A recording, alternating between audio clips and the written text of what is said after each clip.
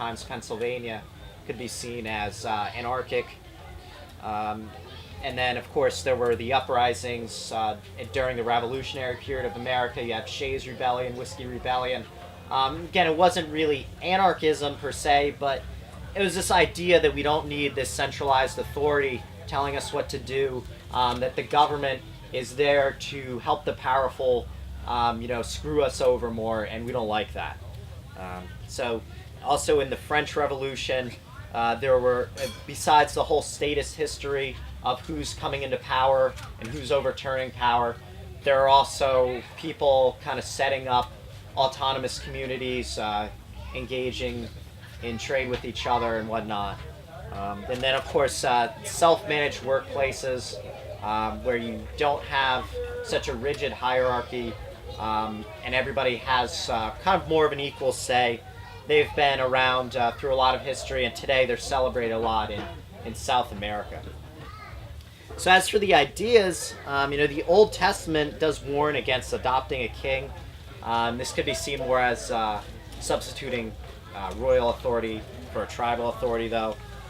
The Chinese philosopher Zhuangzi, I might be pronouncing him wrong, but during the 4th century BC, he wrote a text he's alleged to be the guy who wrote the text, Zhuangzi, and a lot of that talks about being independent, not being exploited by others, and there's that streak running through it.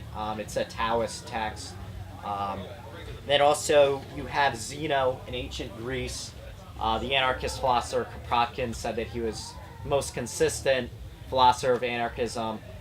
He talked about a society of sages where there won't be laws by rulers. There won't be a separation of the temple and the gymnasium, and people will be relatively equal. Of course, imperfect ideas.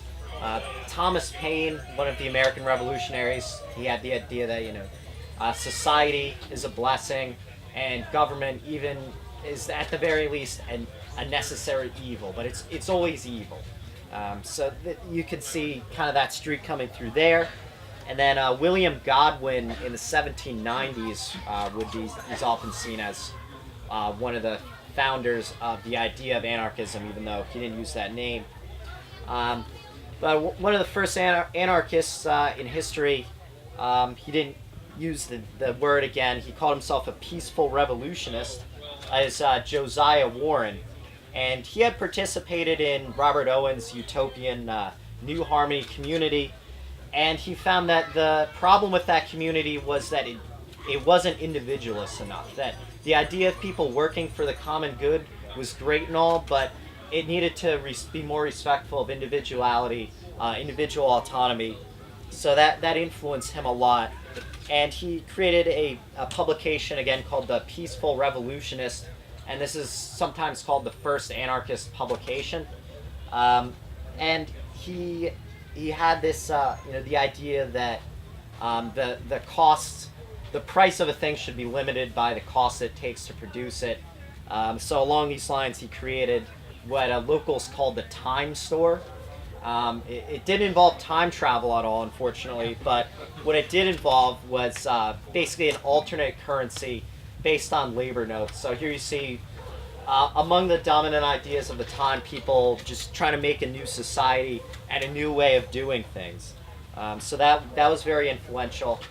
Something that was very influential on the development of anarchism, particularly in America, would be the abolitionist idea. This idea that people cannot be owned. They're self-owners, or just the idea of ownership doesn't apply to human beings. And especially this is seen in the abolitionists Lysander Spooner and Henry David Thoreau. These guys, they never really called themselves anarchists, but they were generally against the state. Thoreau said in Civil Disobedience that the best kind of government is that which governs least, and that which governs least is the kind that governs not at all. And when people are prepared for it, this is a government that they will have. And of course, civil disobedience had a profound effect later, especially with Gandhi. So there's this influence in Lysander Spooner. It was also involved in in abolitionism, and he would be a major, not really a father figure, but maybe someone that the individualist anarchists in America look to as kind of their mentor. During the later stages of his life, he was involved with the individualist anarchists. So that's someone who had a profound effect.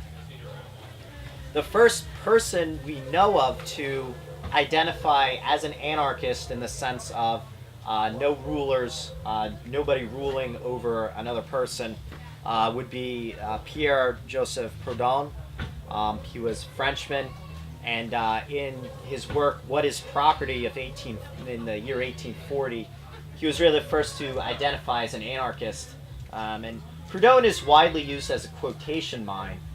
So I'll quote from him now and say that he said that whoever lays his hand upon me to govern me is a usurper and a tyrant, and I declare him to be my enemy.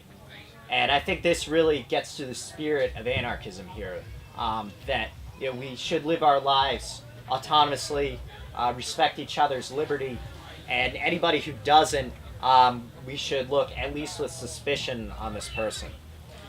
So Proudhon's version of anarchism could be looked at, he used the word mutualism, and kind of the idea of mutuality. You're not working to rule over other people, you're working more for mutual benefit. And to him, labor federations were very important. I'll just wait for this announcement. Alright, so we have running water.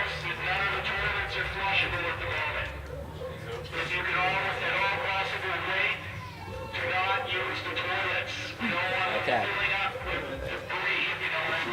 So when it comes time to flush it, it's not going to work very well. So please, if you can hold it for about another 45 minutes to an hour, that would be great.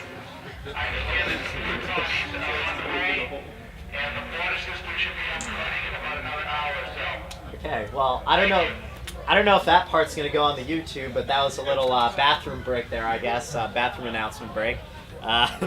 So I'm talking about Proudhon and his idea of workers' federations. He envisioned self-managed, non-hierarchical workplaces, individual or cooperative possession based on labor and trading freely with one another. So I'm gonna talk here.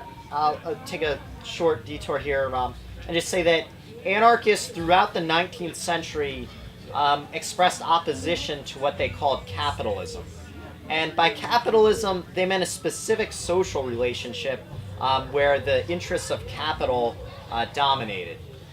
So this took different forms, of course, because there are different forms of anarchism. But to more collectivist anarchists, like Fyodor Kropotkin, for instance, the wage system whereby people worked for capitalists was authoritarian and an obstruction to progress, and money was generally considered a tool to be used for domination. To individualists like Benjamin Tucker, working for an employer was not necessarily an evil in itself, but state interference allowed capitalists to profit by not paying the worker the full value of his labor. And you could argue about, definitionally what this means and all.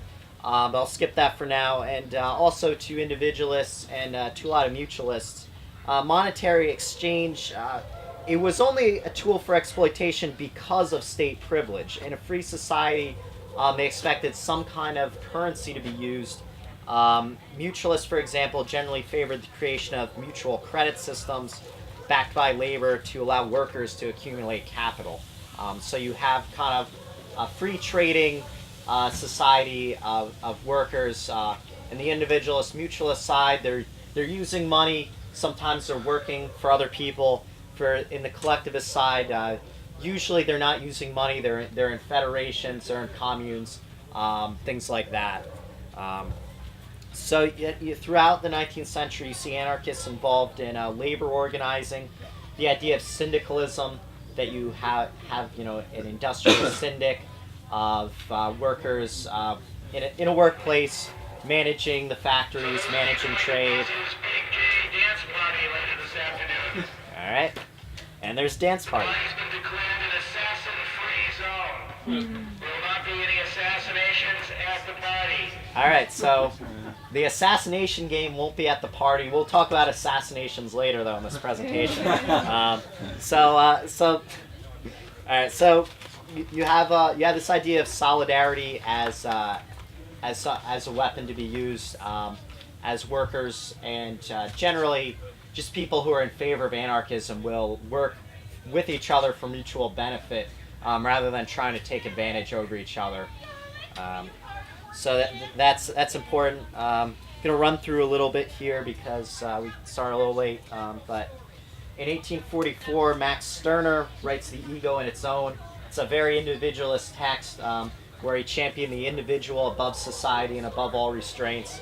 And this had a profound influence on anarchists of all types.